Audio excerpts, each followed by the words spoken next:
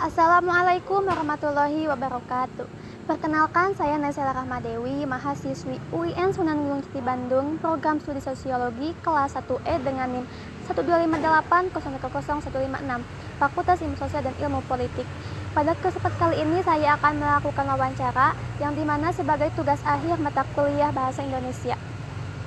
Adapun tujuan dari wawancara ini adalah untuk memperoleh informasi, pemahaman, dan pandangan langsung dari narasumber mengenai topik keracunan makanan bergizi gratis di Madrasah Alia Syarif Hidayatullah yang nantinya akan digunakan sebagai bagian dari laporan dan penilaian akhir semester. Di Cipongkor, Kabupaten Bandung Barat, Jawa Barat mencapai 364 orang. Jumlah siswa yang mengalami dugaan keracunan usai menyantap paket makanan bergizi gratis MBG di Cipongkor, Kabupaten Bandung Barat, Jawa Barat terus bertambah. Di Kabupaten Bandung Barat, data terbaru korban keracunan MBG di Cipongkor berjumlah 1.000.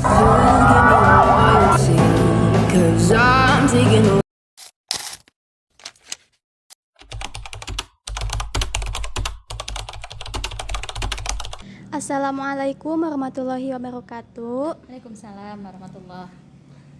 Perkenalkan, saya Naysila Rahmadewi, mahasiswi UIN Sunan Gunung Jati Bandung, program studi sosiologi. Baik Ibu, sebelum wawancara dimulai, saya ingin terlebih dahulu minta izin kepada Ibu, apakah Ibu berkenan atau bersedia untuk diwawancara oleh saya mengenai topik keracunan makanan bergizi gratis di Madrasah Alia Syarif Hidayatullah ini? Baik, silakan. Baik, karena Ibu sudah bersedia atau sudah berkenan menjawab pertanyaan saya, bolehkah Ibu memperkenalkan diri terlebih dahulu? Ya, sebelumnya perkenalkan, nama saya Hiyi Mustabsyiroh dan saya di sini di MA Syarif Hidayatullah sebagai guru khususnya itu bahasa Inggris, dan kebetulan juga saat ini saya menjabat sebagai wakakurikulum seperti itu. Asal dari Oh ya, saya berasal dari Kebon Gelang, Neglasari, Cipongkor. Oke, langsung saja ya Ibu ke pertanyaan pertama. Apa yang pertama kali Ibu ketahui mengenai insiden keracunan makanan bergizi gratis di sekolah ini, dan apa menu makanan yang disajikan pada hari keracunan tersebut? Ya, seingat Ibu waktu itu yang pertama terjadi itu kita dapat pihak sekolah itu dapat berita dari sekolah lain yang memang dapurnya itu sama ya, dapur SPPG-nya sama dengan yang di sekolah kita. Nah, jadi ketika mendapat berita itu, lalu guru-guru mulai berusaha untuk mencari tahu apakah ada siswa-siswi di sekolah ini yang memang mengalami gejala keracunan seperti itu. Ya, dipantau terlebih dahulu seperti itu, dan memang kebetulan pada saat itu kepala sekolah juga memang sudah melakukan antisipasi. Takutnya gejala keracunan itu memang terjadi di sekolah. Kepala sekolah itu mengantisipasi dengan segera menyuruh beberapa guru untuk membeli seperti kelapa muda seperti itu. Jadi mendapatkan informasi dulu dari pihak sekolah lain seperti itu, gejala pertamanya. Terus apa menu makanan bergizi gratis itu yang dijadikan pada hari keracunan? Oh iya, kalau tidak salah menunya itu ayam tepung, kemudian tempe, buahnya stroberi, kalau tidak salah seperti itu. Soalnya udah lama ya kejadiannya, beberapa bulan, jadi seingat Ibu itu gitu. Oh iya. Selanjutnya, siapa saja pihak yang bertanggung jawab dan berkoordinasi dengan sekolah saat penanganan awal? Oke. Kalau melihat dari sistem ya, sebetulnya kan kejadian ini tidak ada yang mau ya. Tapi kalau misalkan memang sudah kejadian, yang memang seharusnya bertanggung jawab itu pihak SPPG atau pihak dapur seperti itu. Hanya saja kan kita tidak bisa menyalahkan salah satu pihak karena itu kan kejadian yang memang tidak disengaja atau yang tidak diinginkan.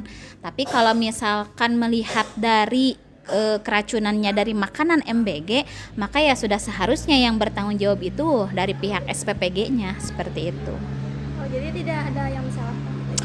Ya, tidak ada yang disalahkan, hanya saja orang tua pada tidak mengerti seperti itu. Malahan orang tua yang menyalahkan sekolah, orang tua yang menyalahkan SPPG, tapi kami pihak sekolah berusaha semaksimal mungkin untuk tidak saling menyalahkan, karena ini kan yang namanya juga kecelakaan seperti itu. Baik. Terus di mana lokasi dapur yang melayani sekolah ini? Dapurnya itu masih di desa yang sama, hanya saja beda kampung mungkin. Lebih tepatnya itu di kampung Pasir Saji, masih desa Neglasari juga. Oke, tapi apakah jarak yang ditempuh itu mempengaruhi kualitas dan suhu makanan? Sepertinya tidak, karena jarak dapur ke sekolah itu dekat, jadi tidak memakan waktu sampai beberapa puluh menit seperti itu. Hanya ditempuh hanya 5 menit saja. Ya.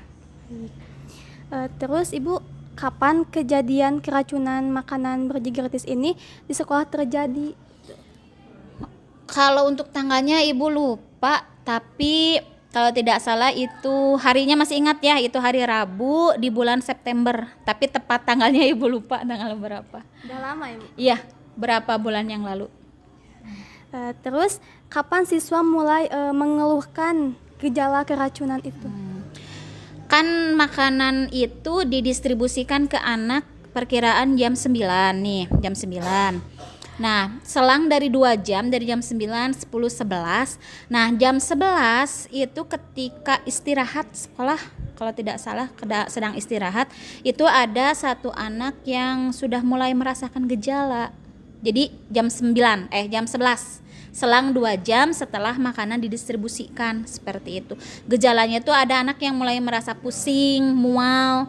Nah, dari jam 11 itu ada satu orang anak, entah sugesti atau apa, tapi jadi merembet gitu ke seluruh siswa yang ada di MA Syarif Hidayatullah. Oh, jadi itu Ibu bertahap ya, agak langsung serentak semuanya? Iya, bertahap seperti itu, bertahap. Tidak serentak satu kelas semuanya mengalami gejala, tidak. Tapi ada beberapa satu siswa, selang beberapa menit satu siswa seperti itu. Tidak serentak. Terus mengapa pihak sekolah memutuskan untuk melanjutkan atau menghentikan sementara program makan bergizi gratis setelah insiden tersebut? Nah, sebetulnya yang memutuskan untuk menghentikan dulu program MBG ini justru dari pihak SPPG ya. Yang memberhentikan dulu itu dari pihak SPPG, mungkin karena merasa bertanggung jawab seperti itu ya. Dan ditambah juga dari pihak sekolah, orang tua yang meminta supaya dihentikan dulu lah makanannya, seperti itu, pembagian makanannya. Kenapa ini dilakukan? Karena untuk menghindari hal-hal yang tidak diinginkan, itu yang pertama. Kemudian yang kedua, diadakannya bukan penelitian, jadi dicari tahu dulu apa sih ini penyebab keracunannya, dari makanan jenis apa, apakah memang dari makanannya atau terkontaminasi dari apa. Jadi selama proses pencari tahuan itu dihentikan dulu program pembagiannya, seperti itu. Dan alhamdulillah sekarang program MBG sudah berjalan kembali. Hanya saja kita pihak sekolah ketika menerima lagi program MBG itu melakukan yang namanya perjanjian tertulis dengan orang tua. Kenapa hal itu dilakukan? Agar terhindar ya hal-hal yang tidak diinginkan gitu. Perjanjian tertulisnya seperti apa? Jadi pihak sekolah minta kepastian dari orang tua apakah anaknya boleh dikasih lagi MBG atau tidak, seperti itu ya. Kemudian yang kedua, kenapa MBG jalan lagi atau dikasih lagi? Karena ini kan namanya program pemerintah. Kita pihak sekolah tidak bisa memutuskan sepihak program pemerintah dengan cara menolak, tidak mau menerima MBG, seperti itu. Dan pada saat ini MBG yang disajikan itu menunya bukan nasi untuk saat ini, untuk sementara. Mungkin untuk mencoba beradaptasi kembali ya sepertinya. Jadi menu yang disajikan pada MBG kali ini itu berupa snack atau keringan, seperti itu. Jadi bukan nasi. Baik. Terus Ibu nih yang terakhir ya, bagaimana respon dan penanganan yang dilakukan pihak sekolah setelah mengetahui kejadian ini? Baik, respon pihak sekolah justru sangat bagus sekali ya ketika ada anak yang mulai merasa memiliki gejala keracunan, pihak sekolah itu langsung cepat tanggap dengan cara langsung menelepon atau menghubungi pihak SPPG, dan dari pihak SPPG juga tanggap cepat. Karena menyediakan ambulan seperti itu ya, untuk membawa anak-anak yang memang terkena gejala seperti itu ke fasilitas kesehatan terdekat seperti itu. Dan yang dilakukan oleh pihak sekolah bukan hanya sebatas mengantar anak ke puskesmas dan ditinggal begitu saja, tidak ya. Kita pihak sekolah, terutama guru-guru, itu mencoba menenangkan anak-anak, menemani mereka sampai bahkan ada yang ikut menginap di rumah sakit, itu sampai ada yang 3 hari 3 malam lebih. Kenapa? Karena itu bentuk rasa tanggung jawab sekolah ya terhadap anak-anak yang memang mengalami keracunan tersebut seperti itu. Jadi tanggapan atau respon sekolah itu sangat luar biasa kalau menurut Ibu, seperti itu. Oke Ibu, terima kasih ya telah berkenan diwawancara oleh saya. Meskipun menghabiskan waktu Ibu, apalagi sekarang lagi sedang ada waktu pembelajaran gitu. Tidak apa-apa. Mudah-mudahan apa yang Ibu sampaikan bisa bermanfaat ya. Amin. Itu ya. Terima kasih ya Ibu. Wassalamualaikum warahmatullahi wabarakatuh. Waalaikumsalam warahmatullahi wabarakatuh.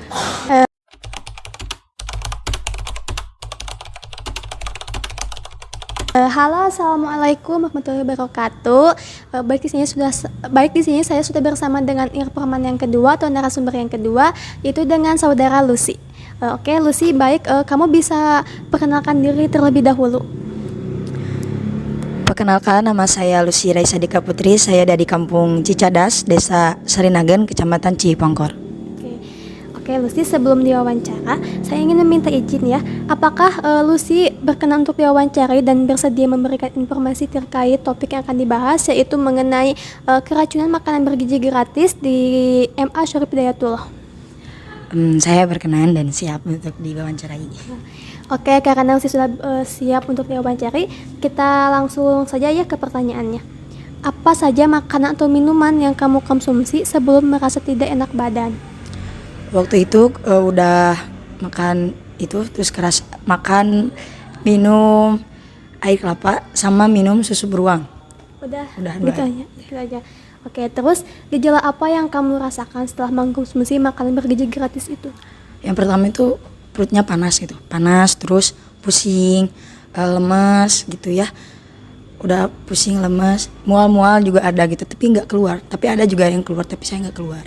Oke.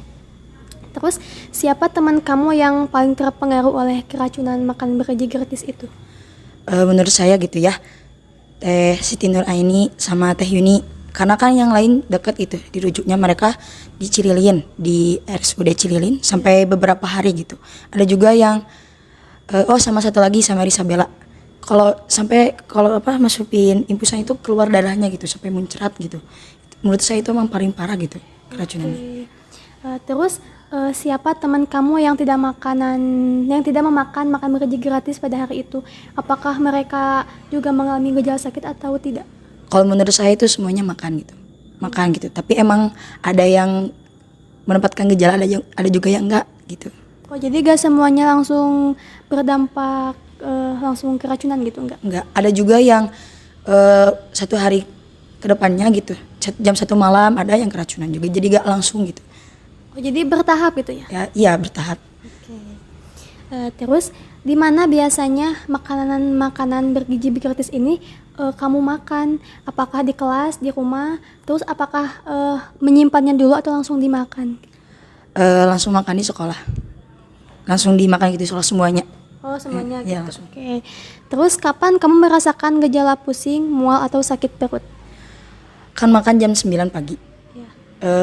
Kalau saya itu terakhiran reaksinya itu terakhiran pas jam 2-an, setengah 3-an.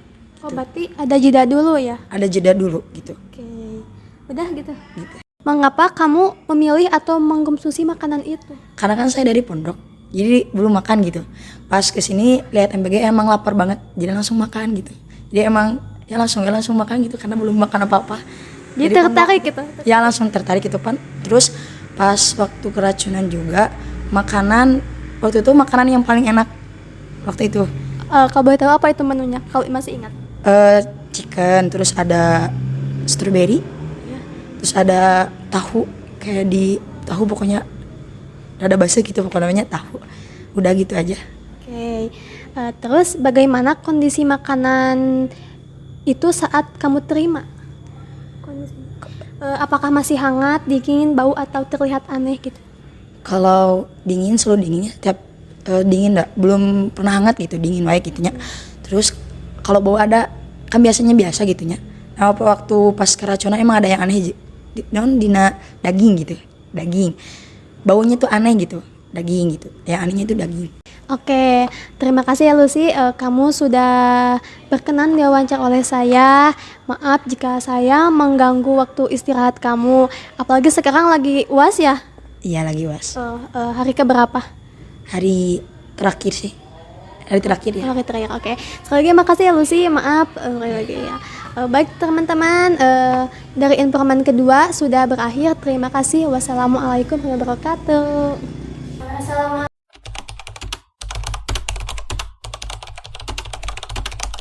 Assalamualaikum warahmatullahi wabarakatuh. Baik, di sini saya sudah bersama dengan informan ketiga atau narasumber yang ketiga. Oke, Ibu, halo. Halo. Perkenalkan, saya Nesya Rahmadewi, mahasiswi UIN Sunan Bandung, program studi sosiologi.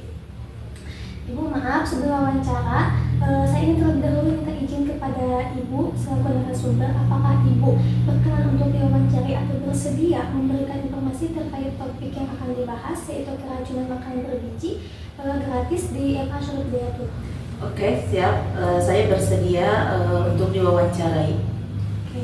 Baik, karena Ibu sudah bersiap untuk diwawancarai, bolehkah Ibu terlebih dahulu memperkenalkan diri? Halo, nama saya Erni Mulyani, orang tua dari siswa MA Syarif Hidayatullah. Oke, Ibu langsung saja ke pertanyaan pertama, yaitu apa yang Ibu ketahui tentang gejala keracunan yang dialami anak Ibu setelah makan makanan bergizi gratis? Gejalanya awal-awal anak saya itu muntah-muntah, lalu mual-mual, pusing. Selain dari pusing, beliau suka mengeluh sakit perutnya. Udah segitu. Ya. Oke, terus siapa yang memberikan informasi pertama kepada Ibu mengenai keracunan yang dialami anak Ibu? Yang memberikan informasi pertama yaitu pihak sekolah jam 1 siang tanggal 25 September. Oke, terus siapa pihak yang Ibu hubungi pertama kali untuk meminta pertanggungjawaban, apakah sekolah atau penyelenggaraan program yang lainnya? Saya meminta pertanggungjawaban itu ke pihak sekolah dulu karena yang menerima saluran itu pihak sekolah. Jadi saya meminta pertanggungjawabannya ke pihak sekolah dulu. Oh, berarti nggak langsung ke tim medis?